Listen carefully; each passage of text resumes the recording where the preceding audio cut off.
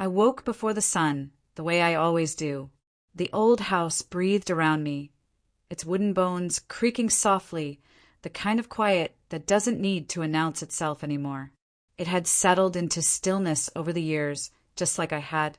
The kitchen lamp cast a dull glow over the sink. I pulled out the chipped porcelain mug from the back of the cabinet, the one he never liked me using because it looked tired. I always liked that it had lasted. I filled the kettle slowly. No rush. There's a kind of dignity in doing things without urgency. I measured the dark, roast into the brewer, added a pinch of cinnamon the way his mother used to swear by, and a touch of vanilla, though he'd never notice. For 38 years, this was how my mornings began. Not because he asked, but because it was expected. There's a difference. As the coffee gurgled to life, I moved to the ironing board. His shirt was already laid out. I steamed the sleeves without looking at them, muscle memory in motion. The same way I once used to brush the hair from my son's forehead when nightmares shook him from sleep. My children are grown now. They have their own homes, their own routines, their own mothers-in-law who overstay. I don't call much. I don't want to intrude. I've become very good at not intruding. Sometimes, while waiting for the coffee, I catch my reflection in the kitchen window, a woman with careful hair, wearing a robe that once felt elegant. The silk hasn't faded. I have. He walked in, as he always does, eyes on his phone, mouth already forming the next task. Dinner tonight. Fairmont. The Shannons. You remember who's who? I nodded. Of course I did. I remembered everyone, their dietary needs, their petty dislikes, their children's names, even the ones they forget. I smiled when I had to. I laughed in the right register. It's a kind of fluency, really. He kissed the air beside my cheek. Good girl, he murmured, like he was praising a Labrador. It didn't hurt anymore. Not in the obvious way. Just left a quiet sting, like when you brush past a thorn and don't realize it drew blood until later. By 3 o'clock, I was in the salon, watching someone younger pin my hair into the shape of approachable sophistication. The kind of style that doesn't move even if you're hit by a scandal. I kept the guest list folded on my lap and a pen in hand. The details mattered. They always did. Richard Shannon prefers small batch bourbon. His wife is gluten-sensitive but lies about it. Their CFO is quietly divorcing his third wife. These things don't show up on spreadsheets. But I remember. I always remember. When the manicurist asked if I wanted something bold or something classic, I chose the soft beige that means nothing. The kind of color that doesn't ask questions. The kind that doesn't get noticed. Back home, I stood in the closet, fingers trailing over the green dress that always made my skin look alive. But I could already hear his voice, dismissive and amused. That shade? Trying a little hard, aren't we? So I reached for the navy, the safe one, the one he approved last week. I zipped it slowly, like I was putting on someone else's skin. Then I practiced my smile in the mirror, not too wide, not too flat. Just enough to say, I belong here. I remember everyone's name. I won't cause trouble. The ballroom smelled like ambition. Not perfume, not food, ambition. The kind that gets sprayed on with confidence and dried under chandeliers. I took my seat beside him as I had for decades. 12 years in this particular industry circle, but 38 as the woman who filled the space to his left, smiled at the right times, made small talk so others wouldn't notice when he wasn't listening. His hand rested at the small of my back, a gesture that looked affectionate but always felt like a reminder. You stay right here. The women gathered at the far end of the room were dressed in practiced laughter. Expensive fabrics, high cheekbones, the faint clink of jewelry over stories that had been rehearsed, more than told. I used to know that laugh. I used to wear it. And then she arrived. She didn't walk in. She floated, like someone who's been told since birth that her presence is the event. Her dress shimmered the way water does when it hides something underneath. Her heels barely made a sound. Her perfume reached the table before she did. Grapefruit and something sharper. She slid into the seat between us without looking at me. "There you are," she said to him, not as a question but as a claim. He didn't flinch, didn't even pretend to correct the seating. "Madeline," he said, and left it at that. No title, no role, just a name that clearly didn't need explaining.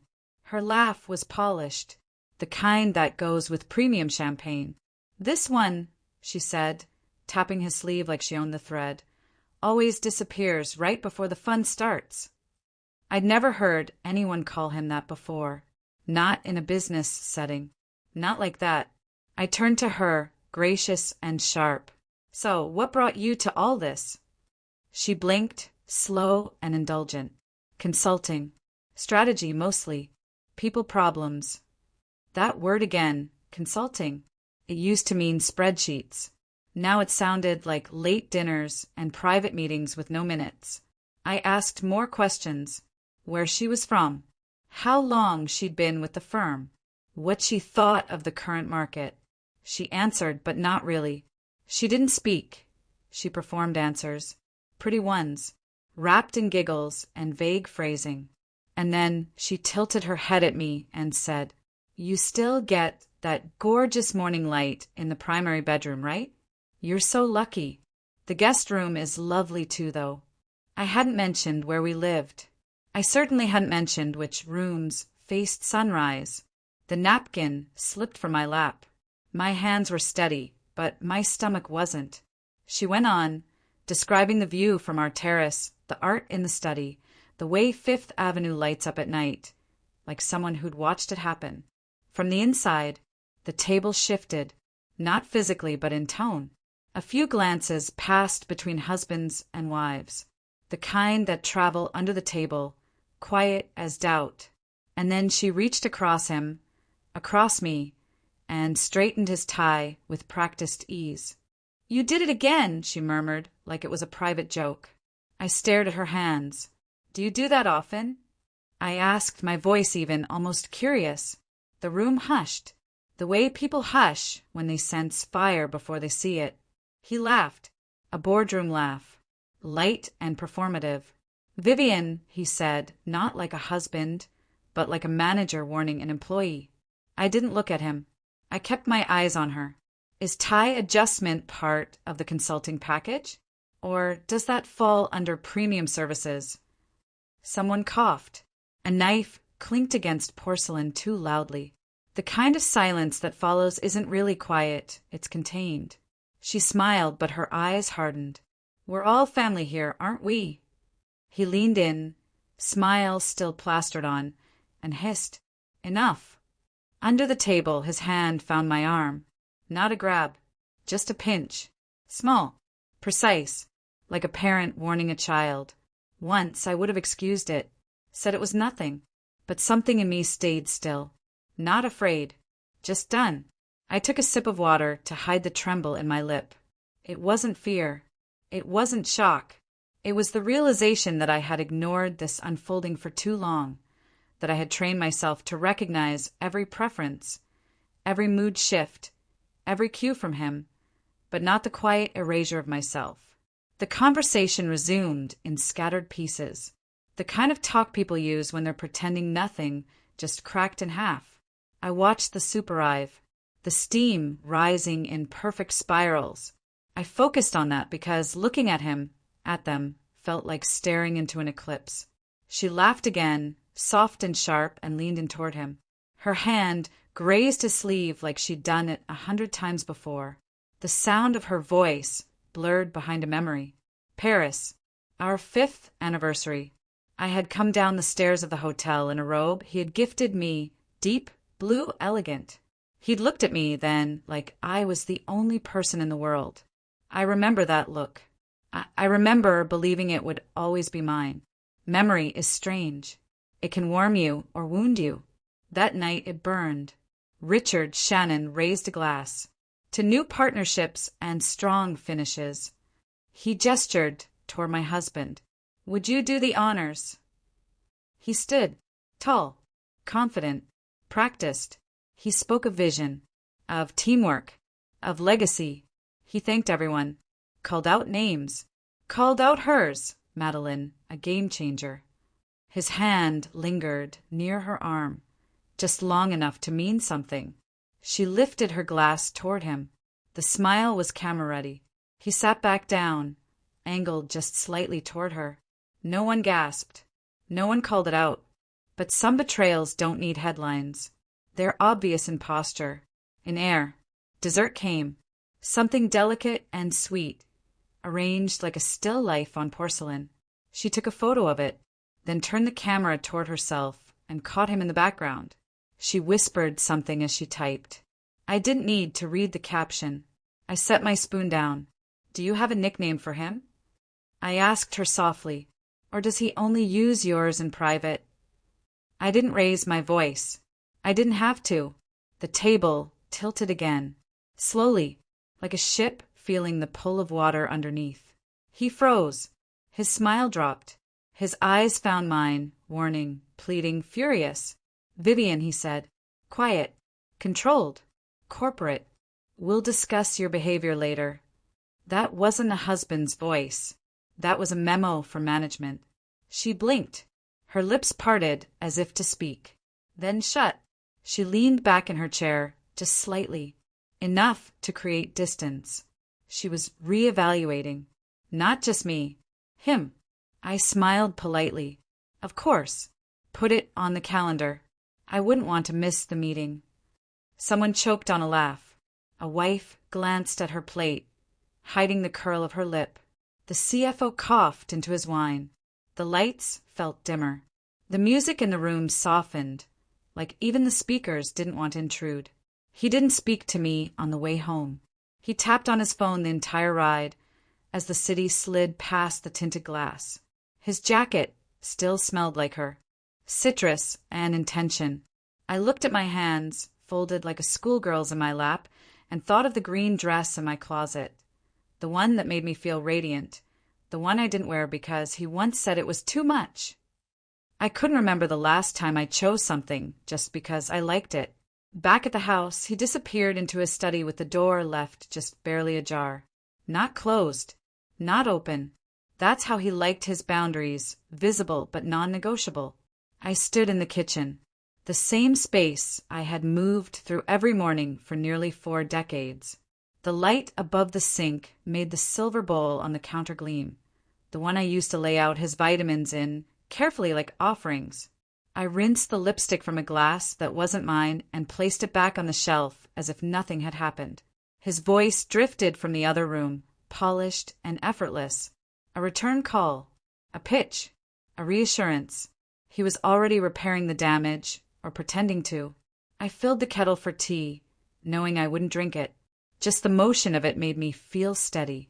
When he finally appeared in the doorway, jacket off, tie loose, he wore the expression he used for press interviews after quarterly losses.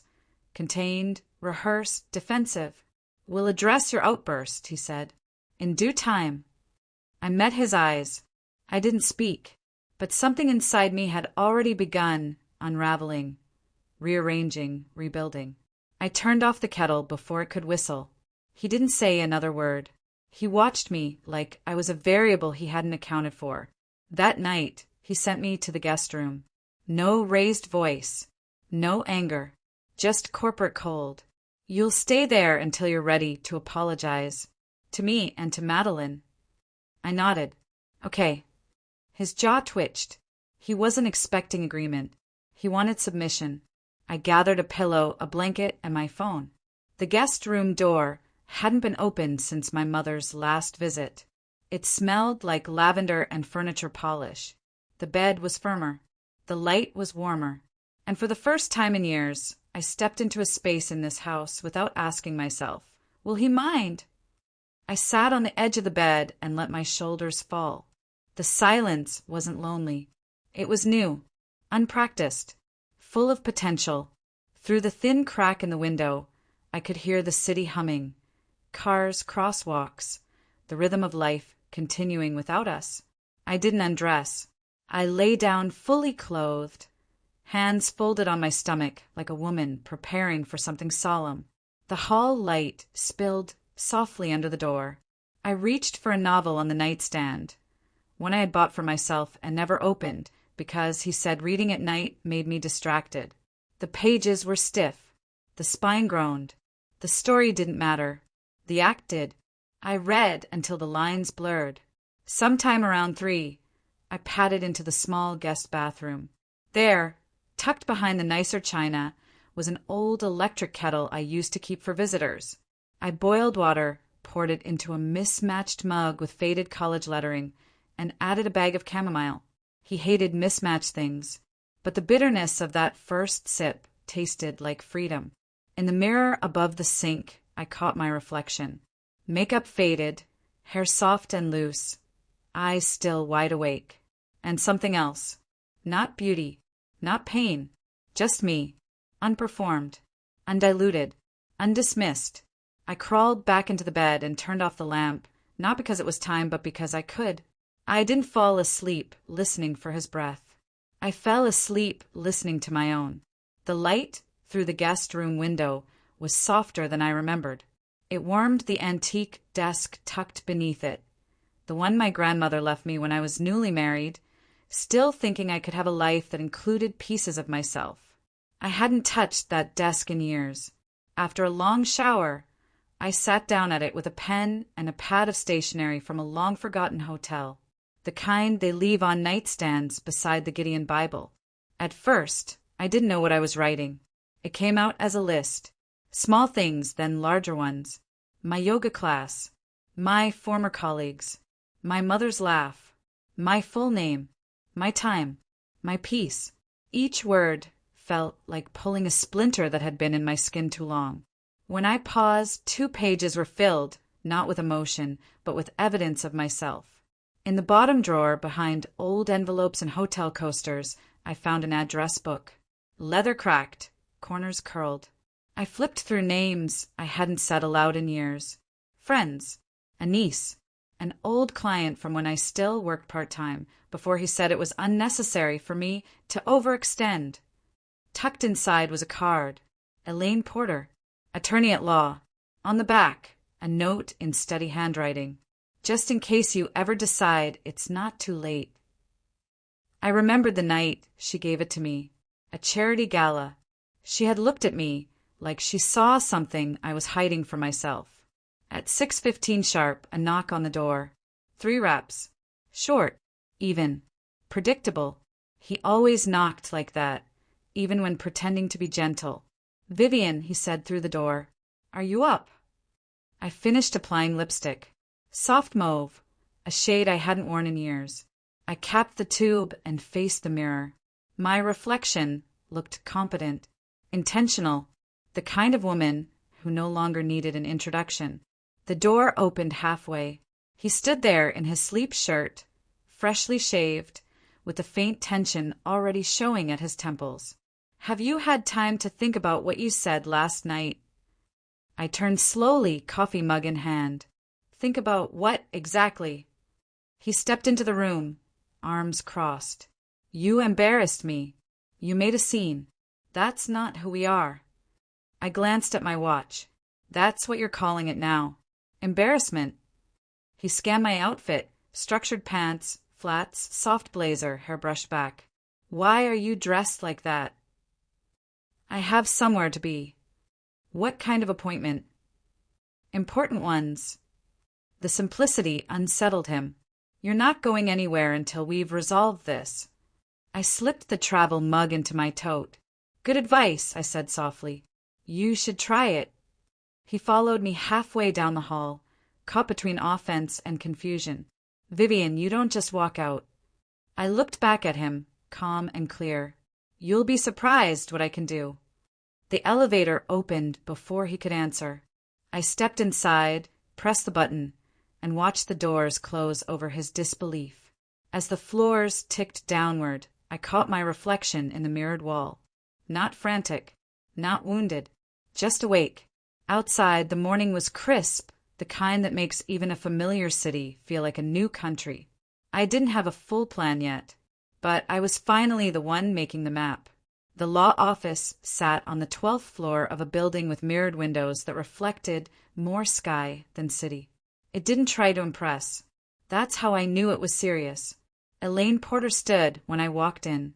Tailored navy suit, pearl earrings, posture like steel. She smiled, not kindly, not warmly, but with recognition. "You woke up," she said. "I did," I replied, and slid the folder across her desk. 17 pages. Notes, receipts, dates. 38 years distilled into evidence. Into reason. Into exit. She scanned quickly, her red pen whispering judgments onto margins. Patterns of control. Misappropriation. Classic asset shielding, she murmured. I told her about the bonus checks I never saw, the private dinners filed under consulting expenses, the wine shipment sent to an address I didn't recognize. She opened a drawer, pulled out a folder. "I've been keeping this," she said, almost amused. "Your husband tried to hire me once. A merger deal. I declined. Ethics." Inside the folder, financial filings, business transactions, asset transfers he probably thought were invisible. "Men like that," she said, "always think they invented secrecy. They forget women watch silently." By the time I left her office, the clouds had lifted, but the city still felt gray. Not heavy, just honest. The next day, I walked into the bank I hadn't visited without him in years. A woman with silver streaks in her bun greeted me with a guarded smile. "Mrs. Langford." I paused, then said, "Miss Bray." Her eyes flicked up. "Of course." She led me to an office. Within minutes, she printed records, statements I had never seen, birthday charges at a jewelry store, hotels during retreats, personal training services billed under wellness, to someone named Madeline. I didn't flinch. When I asked for new accounts, she didn't blink. "We can do that." We created passwords no one else knew. Everything in my name. 2 days later, I returned home while he was at squash, the sport he picked up in midlife to prove something to himself. The apartment was still. Sunlight filtered across marble like water over glass. I opened closets, pulled drawers, not looking for drama, looking for what was mine. My grandmother's ring, my children's drawings, the quilt from our first home. I packed in silence. The movers arrived in a van marked floral deliveries. No logos, no fuss. They worked with reverence, wrapping photo frames like crystal. One of them found a pressed flower between the pages of an old cookbook. "Yours?" he asked. I nodded. He placed it in a folder like a document. By noon, the apartment had changed shape. It wasn't less, it was less his. Before I left, I stood in his study. I placed a single envelope on his desk. Inside, divorce papers, a summary of assets, and a small card. Black ink, white background. 6 words. "This is what not coming back looks like." I closed the door without looking behind me. In the elevator mirror, I saw a woman I almost didn't recognize. Hair pulled back, posture lifted, not hiding, not performing, present. Outside, the city greeted me like it didn't need an explanation. I walked to a small hotel and checked into a suite under my maiden name. No one blinked. In the room, I unpacked slowly. Clothes I chose for comfort, not presentation. Lined up shoes I liked, not ones he commented on. Set 2 books on the table, both with cracked spines and underlined pages. The room smelled like lavender and window light, like beginning. That night, I slept without waiting for his voice in the hallway, without wondering what version of him would come through the door, without shrinking. I didn't dream. I woke to a message from Elaine. "Everything's filed. You're free."